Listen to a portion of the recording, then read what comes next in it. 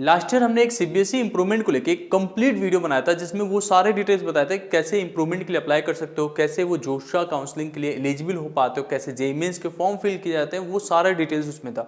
और वो वीडियो इस समय के सर्च में काफ़ी तेज चल रहा है। बट आप में से काफ़ी स्टूडेंट्स हमसे रिक्वेस्ट कर रहे थे कि भैया इस बार का इंप्रूवमेंट एग्जाम्स किस तरीके से होना है, आगे ग्रेडिंग्स भी होने वाला है तो किस तरीके से हमारा होगा, वो सारा डिटेल्स इस वीडियो में आपको मिलेगा।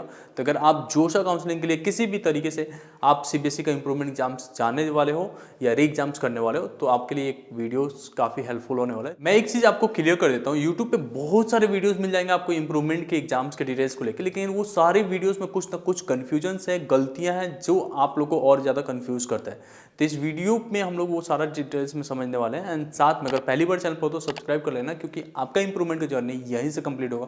एंड जोशा काउंसलिंग तक हम लोग गाइड कर रहे होते हैं कि किस तरीके से डॉक्यूमेंट्स वगैरह अपलोड करते हो, वो सारा चीज़ें। तो सबसे पहले समझते हैं कि इंप्रूवमेंट आप क्यों अप्लाई करते हो। तो इंप्रूवमेंट अप्लाई करने के लिए सबसे मेन रीजन रहता है कि जो भी स्टूडेंट्स अगर जेईई मेंस का एग्जाम दे रहे होते हैं, इंजीनियरिंग कॉलेज के लिए जाना है, आईआईटी के लिए अगर एस्पिरेंट्स होता है, तो आप लोग को 75% का कट ऑफ क्लियर करना पड़ता है। एक बेसिक कट ऑफ ये है, बाकी जेईई मेंस में कितना स्कोर करते हो वो अलग केस है। तो 75% का कट ऑफ आपको क्लियर करने के लिए अगर अभी तक 70% है या 70 से कम है, 75 से कम है, तो आप लोग को जो है ये इंप्रूवमेंट एग्जाम देना पड़ता है। सीबीएसई आप लोग के इंप्रूवमेंट एग्जाम्स कंडक्ट करते हैं और वो 2 बार कंडक्ट करता है। अब जो भी स्टूडेंट्स, ऐसा नहीं है कि केवल जेईई मेंस वाले स्टूडेंट्स ही जाएंगे इंप्रूवमेंट के लिए। अगर मान लो आप बायो के स्टूडेंट्स हो और आपको इंप्रूवमेंट देना है तो आप इंप्रूवमेंट के लिए अप्लाई कर सकते हो। 60% से ज़्यादा लाने के लिए इंप्रूवमेंट काफ़ी बार स्टूडेंट दे रहे होते हैं फर्स्ट डिवीजन में आने के लिए, जैसे गवर्नमेंट जॉब्स के लिए एलिजिबल हो जाए या दूसरे कॉलेजेस के लिए। एंड इवन दो इंप्रूवमेंट आपका ज़्यादा मार्क्स रहता है, लेट से 70% से ऊपर है, 75% से ऊपर है, तो आप कॉलेज प्लेसमेंट में भी आप लोग के लिए हेल्पफुल हो जाता है। लेट से आप स्टेट गवर्नमेंट कॉलेजेस में भी एडमिशन लेते हो जहाँ पे परसेंटेज का कोई कट ऑफ नहीं होता एडमिशन्स के लिए, तो वहाँ पे भी इंप्रूवमेंट का काफ़ी नीड हो जाता है, क्योंकि जब आप लोग का प्लेसमेंट्स हो रहा होता है वहाँ पे कंपनियाँ जो है कट ऑफ लगा देती हैं जो है प्लेसमेंट्स में बैठने के लिए, तो उसके लिए भी आपका इंप्रूवमेंट काफ़ी ज़रूरी होता है। अब आपके कितने चांसेस होते हैं इंप्रूवमेंट के? आपको टोटल 2 चांसेस मिलेंगे, इसके अलावा कोई चांस नहीं है।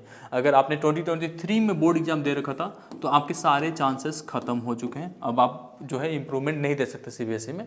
तो 2024 में जो इस बार बोर्ड एग्जाम आपने दिया था और इसी बार पहली बार बोर्ड एग्जाम्स हुआ है, तो इस केसेस में आपको 2 चांस मिल रहे हैं। आपका पहला चांस होगा जून से जुलाई के बीच में जो हो रहा है, जून में आपका एप्लीकेशन फॉर्म फिल होगा और ये एप्लीकेशन फॉर्म कौन अप्लाई करेगा, कहाँ से होगा, वो स्कूल से होगा, और जुलाई में आपके पेपर्स हो जाएंगे। दूसरा इंप्रूवमेंट एग्जाम्स आपका कहाँ पे होने वाला है, कब होने वाला है, वो फरवरी मार्च में होगा, जो जूनियर्स के साथ होगा, जो 11th में वाले थे अब 12th में आए, जैसे आप लोग ने बोर्ड एग्जाम दिया ना वैसे ही होगा। अब यहाँ पे आप लोगों ने सोचोगे कि 2 बार बोर्ड एग्जाम्स होने वाला है क्या, ऐसा रूमर है, तो नहीं, अभी ऐसा क्लैरिफिकेशंस नहीं आए, तो अभी आप एक बार ही बोर्ड एग्जाम्स को लेकर चल सकते हो।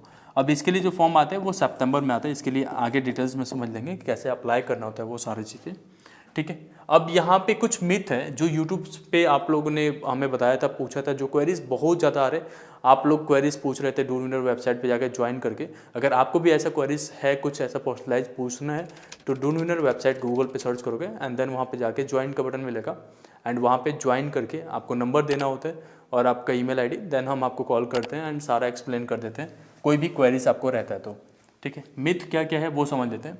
सबसे पहला मिथ है, कुछ लोग आपको ये भी बता रहे हैं कि अगर आपके जो 2 चांस मिलते हैं इंप्रूवमेंट एग्जाम देने के लिए, उसमें से कोई एक ही चांस अवाइल कर सकते हो। मतलब आपको मिल रहे हैं 2 चांस, एक जून वाला हो गया और एक फरवरी वाला हो गया दूसरा चांस, तो आप कोई एक ही अप्लाई कर सकते हो। बट ऐसा नहीं है, आप दोनों में अप्लाई कर सकते हो। मान लो आपने जो सब्जेक्ट का एग्जाम्स यहाँ पे दे दिया जून वाले में, सेशंस में, जून जुलाई वाले में, उसी सब्जेक्ट का वापस से आप इधर भी दे सकते हो फरवरी वाले में, अगर इंप्रूव नहीं होता तो।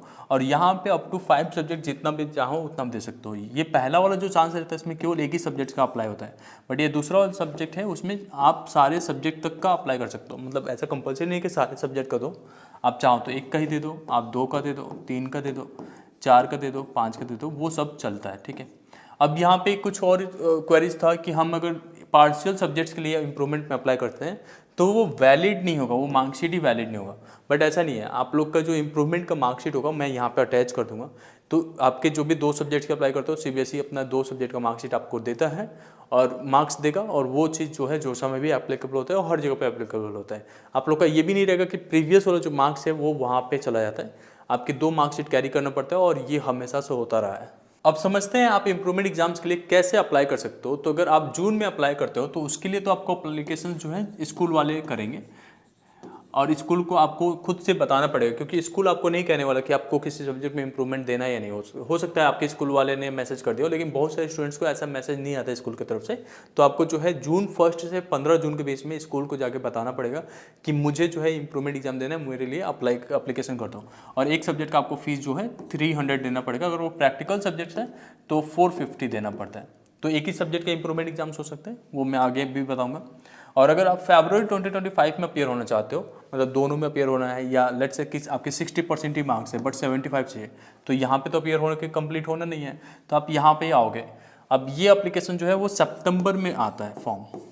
अब ये सितंबर में फॉर्म आएगा, सितंबर में आपको खुद से अप्लाई करना है। यहाँ पे स्कूल आपका नहीं काम करता है, आपको खुद से अप्लाई करना पड़ता है। और जब ये फॉर्म अप्लाई कर दोगे तब आपका जो है अपीयर होने के लिए मौका मिलता है फरवरी में। और ये विंडो जो खुलता है सितंबर वाला, वो कुछ दिन के लिए खुलता है। इसीलिए हम लोग आप लोग के लिए एक फैसिलिटी प्रोवाइड करते हैं फोकस बैच के थ्रू, जहाँ पे आपका फॉर्म भी फिल कर रहे होते हैं और उसके साथ साथ आप लोग को स्टडी नोट्स वगैरह भी दे रहे होते हैं, जिससे कि आप जेईई मेंस पे भी फोकस कर पाओ। साथ में सब्जेक्टिव जो पेपर्स आ रहे होते हैं करंट सिलेबस के हिसाब से, वो सारा चीज़ें हम प्रोवाइड कर रहे होते हैं। उसके बाद से रेगुलर मीटिंग्स भी ले रहे होते हैं, जिसमें आप लोग के सारे क्वेरीज रिजॉल्व हो रहा होता है, आपके एग्जाम से रिलेटेड एंड जो भी आपके इंप्रूवमेंट एग्जाम से रिलेटेड डाउट्स रहते हैं। इसमें ज्वाइन करना काफ़ी ईजी है, हमने एक लिंक डिस्क्रिप्शन दे रखा है, वहाँ से आप ज्वाइन कर सकते हो। एंड कॉस्ट इसका बहुत ही कम है, 999 पूरे साल का रहता है। इसके अलावा कोई फीस आपसे चार्ज नहीं की जाती एंड आपको कोई टेंशन ही नहीं होता। फॉर्म आता है तो हम लोग खुद आपको कॉल करते हैं, आपका फॉर्म फिल कराते हैं, आपको एप्लीकेशन का कंफर्मेशन पेज वगैरह देते हैं, सब कुछ।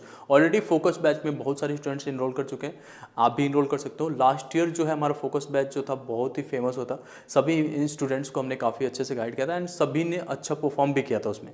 तो आपके लिए भी वो वैल्यू, यहाँ पे जो अमाउंट है वो ज़्यादा मैटर नहीं करना चाहिए, आपका कैरियर ज़्यादा इंपॉर्टेंट है। और इस चीज़ को, इस जो मौका हम लोग दे रहे हैं, इसको जरूर अवेल करिए। आपके बहुत सारे डाउट्स होते हैं आपकी मार्कशीट को लेके कि आपका मार्कशीट कैसे यूज़ होगा जोशा काउंसलिंग के टाइम पे।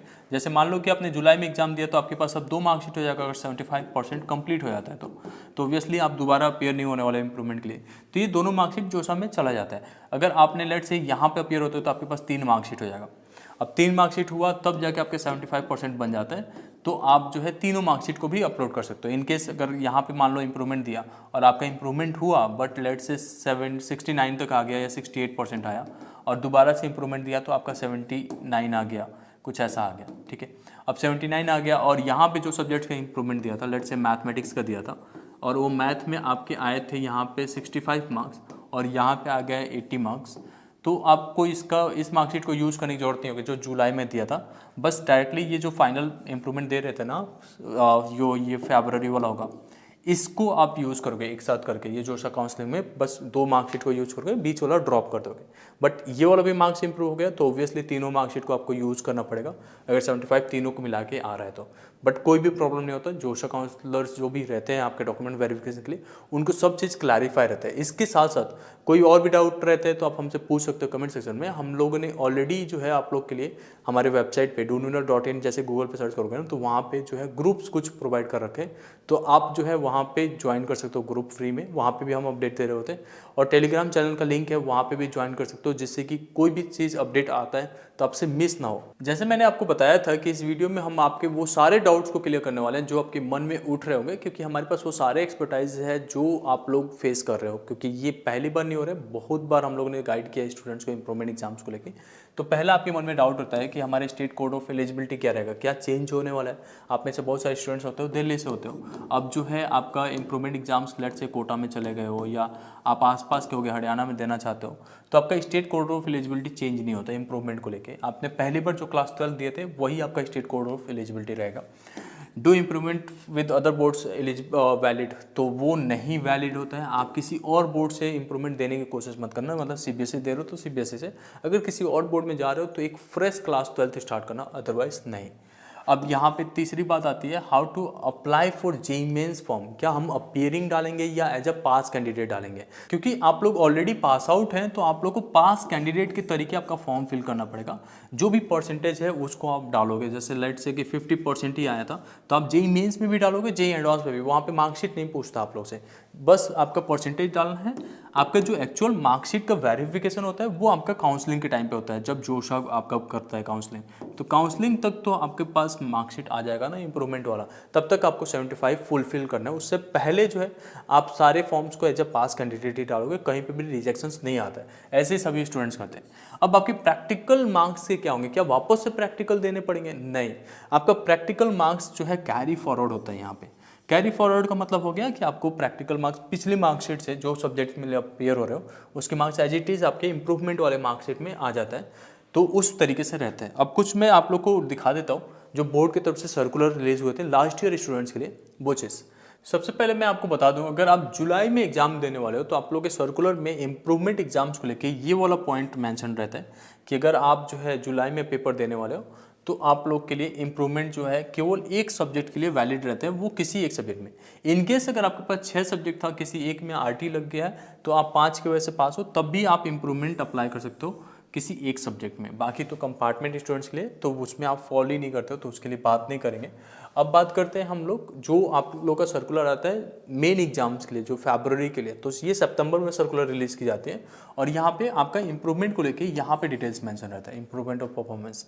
अब यहाँ पे साफ साफ मेंशन रहता है कि केवल 2023 के बच्चे अप्लाई कर सकते हैं। मतलब ये पिछले साल का था तो 2023 दिखा रहे हैं, आप लोग के केस में ये 2024 हो जाएगा क्योंकि आप 2024 में अप्लाई करने वाले हो। तो 2024 के स्टूडेंट्स से अप्लाई कर सकते हैं और कितने में कर सकते हैं? एक या एक से अधिक सब्जेक्ट्स में। अब ये अप्लाई कैसे करना होता है? जब आपका जो फॉर्म फिल होता है ना उसमें सारे सब्जेक्ट्स के आगे एक चेक बॉक्स बन के आता है। अब वो चेक बॉक्स रहेगा, सारे सब्जेक्ट्स 5 है तो 5 चेक बॉक्स रहेंगे। अब आपको जितने में अप्लाई करना है, लेट से आपको एक में अप्लाई करना है तो आप एक के आगे टिक करोगे, आपको 4-5 में करना है तो चारों 5 में आपने टिक कर दिया, जितना चाहिए उतना में आप टिक कर दोगे, वो आपके लिए वैलिडेट हो जाता है।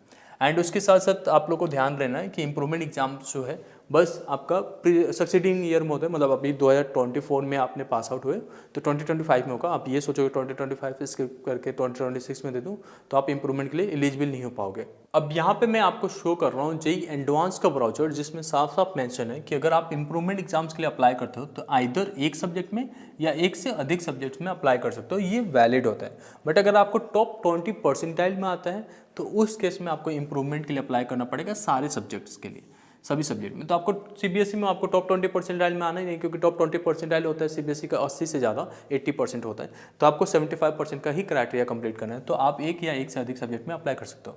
लेट से आप में से कुछ स्टूडेंट्स होंगे जिनके 73% मार्क्स बने हैं और एक सब्जेक्ट लेट से मैथमेटिक्स है उसमें केवल 46 मार्क्स है, तो आप ओब्वियसली केवल मैथ्स का पेपर देना पसंद करोगे जिससे कि आपका मार्क्स बढ़ जाए। अब चाहो तो आपका है आप 2 में दे दो, 3 में दे दो, ये आपके ऊपर डिपेंड करता है। अब ये जो भी पीडीएफ मैं दिखा रहा हूँ ये सब टेलीग्राम पे मैं आपको शेयर कर दूंगा, वो चीज़ मैंने ऑलरेडी बताया, वहाँ पे आप जाके पढ़ सकते हो, ये डिटेल्स में भी यहाँ पे मेंशन है। अब जेईई मेंस का क्राइटेरिया मैं आपको एक बार दिखा देता हूँ। जेईई मेंस का जो ब्राउचर रिलीज होता है इसमें एक चीज़ आपको पढ़ने वाला है कि जो भी स्टूडेंट्स अगर लेट से कि दिल्ली से अपेयर हुए थे और आप नोएडा से थे तो उसमें जो है आपका state code of eligibility change नहीं होता है। आप अगर इंप्रूवमेंट एग्जाम्स के लिए अपियर होते हो तो आपका जो भी इंप्रूवमेंट एग्जाम्स लेट से दूसरे स्टेट में जाके देते हो तो भी जो पहली बार अपियर होते वही वाला वैलिड रहता है। तो इसको आप लोग एक बार जाके वहाँ से पढ़ लेना। बाकी सारा चीज़ें तो हमने एक्सप्लेन कर ही दिया। कुछ और डाउट्स रहता तो आप हमसे पूछ सकते हो। बाकी काउंसलिंग को लेकर परेशान नहीं हो रहे हैं, उस समय पे भी हम लोग हेल्प कर रहे होते हैं आपको। तो शुरू से लेकर लास्ट तक का पाथवे हमने क्रिएट करके रखा है। कोई भी डाउट रहता है आप वापस से हमें कमेंट करके बता देना। बहुत जगह पे हम लोग सोशल मीडियाज़ पे आप कहीं से भी हमें कनेक्ट कर सकते हो। होप इन दैट आपको ये वीडियो पसंद आया होगा। Thank you so much.